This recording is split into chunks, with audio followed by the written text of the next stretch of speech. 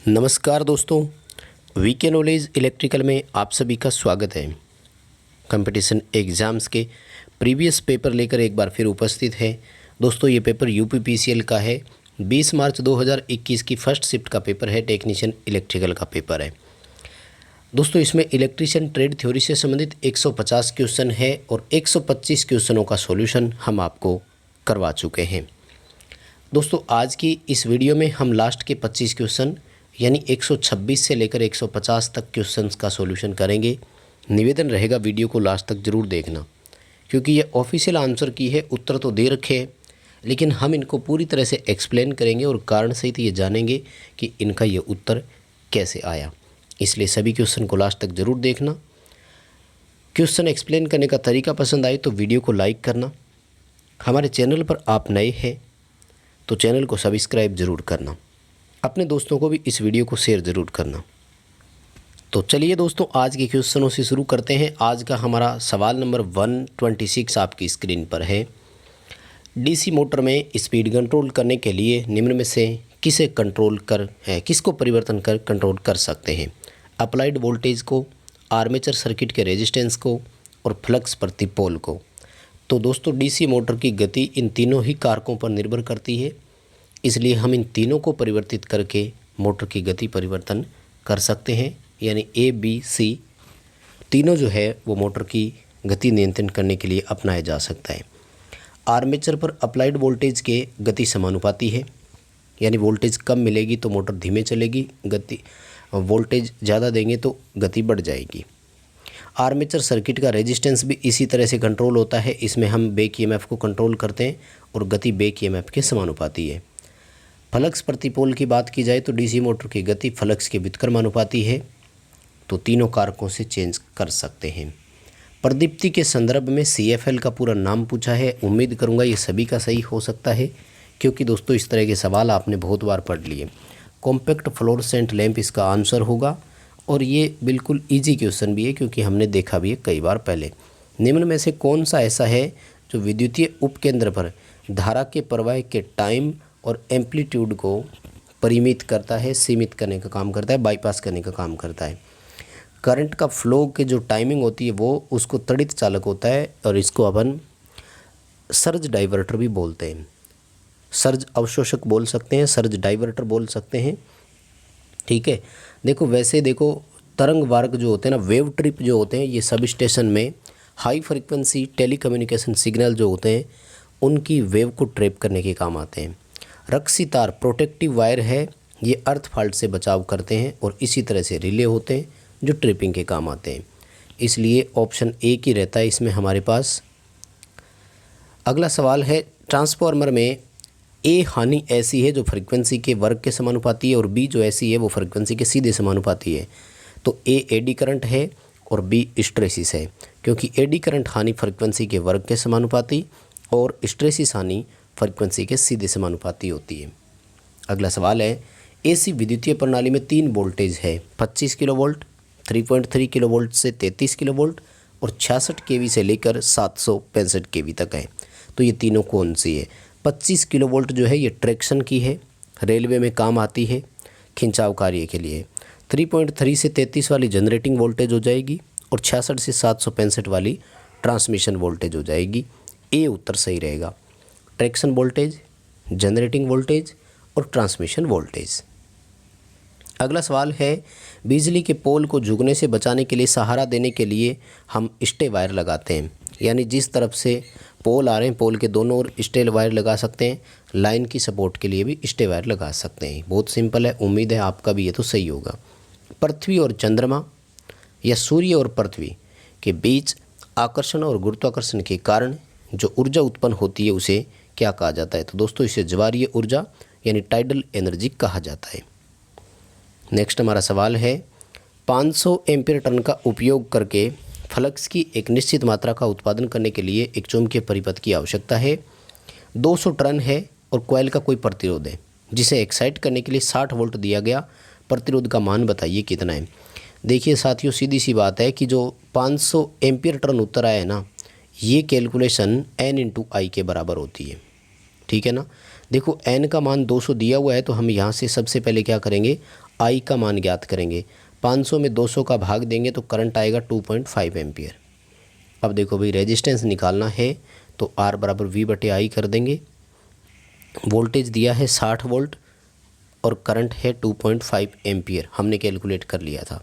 हमारा उत्तर आ जाएगा 24 ओम, 24 ओम आ जाएगा। दोस्तों आपको तरीका बता दिया, कैलकुलेशन करके आप अपने उत्तर का मिलान जरूर कर लेना। आगे देखो क्या कह रहे हैं कि चित्र में आपको सिंगल टर्न की एक कॉइल दिखाई है, ठीक है ना। तो आप हमें ए बी के बारे में, बी सी के बारे में बताओ क्या है। तो दोस्तों देखो, मैं आपको बात बताऊँ, ए बी और डी ई जो है ना, ये ऐसे पार्ट है जो स्लोट के अंदर रहते हैं। जो स्लोट के अंदर रहते हैं उसे एक्टिव भाग कहा जाता है और ईएमएफ उत्पन्न करने का काम करता है, और इसी भाग को हम कॉइल साइड के नाम से भी जानते हैं। यानी ए बी जो पार्ट है वो ऐसा है, कॉइल भाग का काम भी कर रहा है और कंडक्टर का काम भी कर रहा है, क्योंकि चालक में ही ईएमएफ उत्पन्न होता है। यानी ए बी जो है वो ऐसा है जिसे हम कॉइल साइड भी कहते हैं और जिसे हम चालक भी कहते हैं, दोनों एक ही बात है। अगला सवाल है कि एक गैल्वेनोमीटर को एमीटर में कैसे बदलोगे।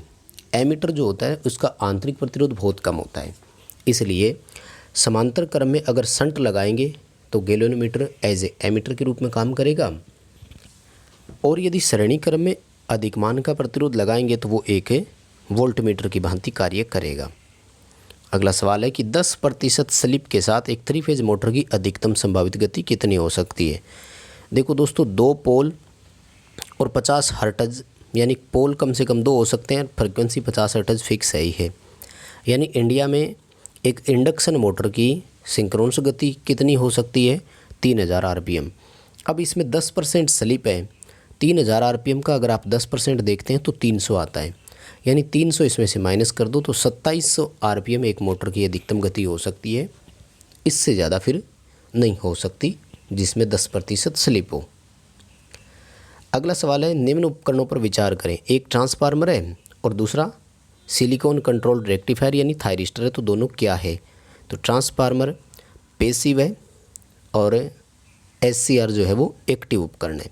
एक्टिव पैसिव पढ़ते हैं ना अपन इलेक्ट्रॉनिक्स वाले। सिलिकॉन में संयोजी इलेक्ट्रॉन पूछे हैं तो 4 होते हैं, ये तो सबको पता है, इस तरह के सवाल कराने की ज़रूरत ही नहीं है। हाँ, ये अच्छा क्वेश्चन है भाई।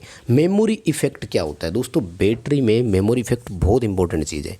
ये यूँ कहता है कि बैटरी में जब चार्ज डिस्चार्ज होता है ना, तो उस दौरान साल्ट बनने की प्रोसेस और साल्ट से पुनः उस बैटरी में इलेक्ट्रोलाइट बनने की प्रोसेस जो होती है ना, उसे कहा जाता है। तो ये निकिल मेटल या निकिल कैडमियम बैटरियों में सबसे अधिक होता है।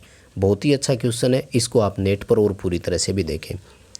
3 प्रतिरोध R, 2R और 4R के स्टार में जुड़े हुए हैं, समतुल्य डेल्टा में प्रतिरोध कितना होगा।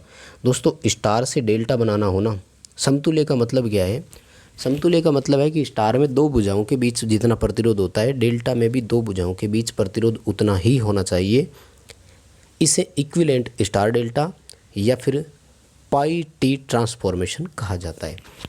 स्टार से जब डेल्टा बनाना हो तो फॉर्मूला होता है 1/2 + 2/3 + 3/1, और इतना सारा जो आ रहा है उसमें एक बार 1 का भाग देंगे, एक बार 2 का भाग देंगे और एक बार 3 का भाग देंगे, तीनों का उत्तर आ जाएगा। मान लीजिए कि ये 1 है, ये 2 है और ये 4 है जो R दिया हुआ था, तो एक बार करेंगे 1/2 कितना आया 2, एक बार करेंगे 2/4 कितना आया 8, एक बार करेंगे 3/1 कितना आया 4, तो ये बन रहा है आपका 14। अब 14 में एक बार 1 का भाग दो, एक बार 2 का भाग दो और एक बार 4 का भाग दो, ठीक है। ये जो संख्याएं थी, तो आपका उत्तर आ जाएगा ए ऑप्शन आएगा, ठीक है।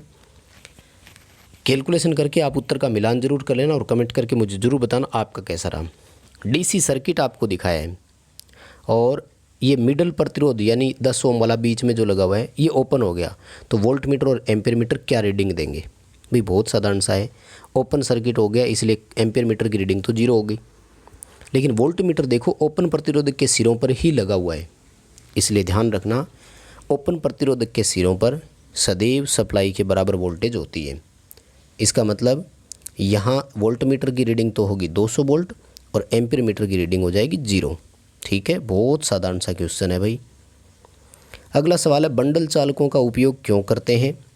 रिएक्टेंस कम करने के लिए होता है। बंडल्स यानी कई सारे एक साथ क्यों लगाते हैं।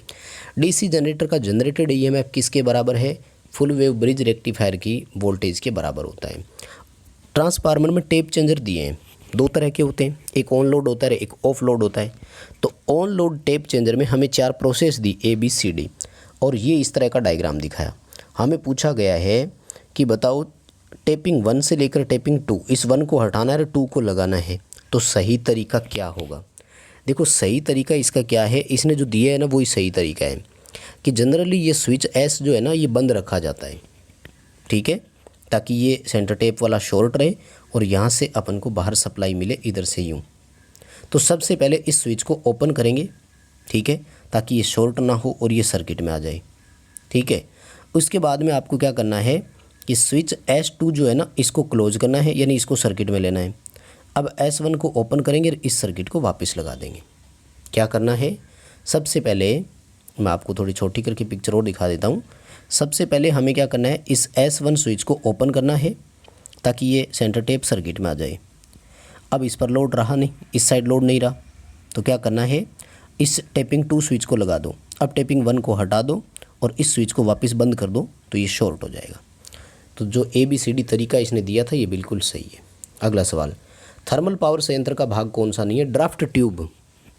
ड्राफ्ट ट्यूब जो है ये हाइडल में होती है, ठीक है।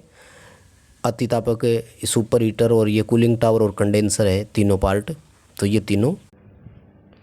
नेक्स्ट हमारा सवाल है कि variable voltage variable frequency drive का उपयोग किस लिए करते हैं। तो इंडक्शन मोटर की स्पीड कंट्रोल करने के लिए आजकल इनका उपयोग किया जाता है। इनकी जगह पहले VFD या AFD के नाम से होते थे, एडजस्टेबल फ्रीक्वेंसी ड्राइव या वेरिएबल फ्रीक्वेंसी ड्राइव होता था। अगला सवाल है, लिथियम आयन सेल की क्षमता 2 एम्पियर आवर है, सैद्धांतिक रूप से कौन सा विकल्प इसके बारे में सही नहीं है, ये पूछा है। देखिए 2 AH क्षमता की बैटरी है तो 4 एम्पियर धारा आधे घंटे तक ले सकते हैं, 2 घंटे तक 1 एम्पियर की धारा या 1 घंटे तक 2 एम्पियर की धारा ले सकते हैं, लेकिन आधे घंटे तक 1 एम्पियर की करंट नहीं ले सकते, तो ये इसका गलत हो गया। सिंपल सा है, एम्पियर आवर कैपेसिटी के बारे में बताना है, एम्पियर और आवर को मल्टीप्लाई करने से उत्तर आ जाना चाहिए था। नेक्स्ट सवाल है कि जो फेरोमैग्नेटिक मटेरियल्स होते हैं उसमें उस गुण को क्या कहते हैं जिनमें उनका चुंबकीय क्षेत्र रिएक्शन से उनके भौतिक आयाम जो है वो परिवर्तित हो जाते हैं, तो इसको मैग्नेटिक डिस्टॉर्शन यानी चुंबकीय विरूपण नाम दिया गया था। सी उत्तर सही हो जाएगा। और एक बार टाइप की सीटी है जिसकी सेकेंडरी में 400 टर्न है। बार टाइप का मतलब होता है प्राइमरी में 1 टर्न और सेकेंडरी में 400 टर्न।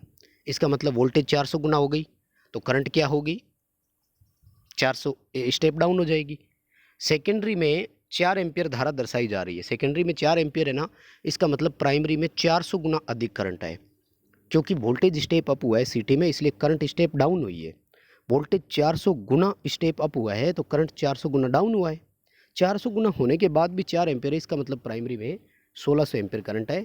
ये उत्तर सही हो जाएगा। बस दोस्तों यही थे आज के क्वेश्चन। UPPCL TG2 20 मार्च का पेपर कंप्लीट हो चुका है फर्स्ट शिफ्ट का। बहुत जल्दी दूसरे पेपर प्रोवाइड करवाएंगे। चैनल को सब्सक्राइब कर लीजिए, वीडियो को लाइक ज़रूर कीजिए।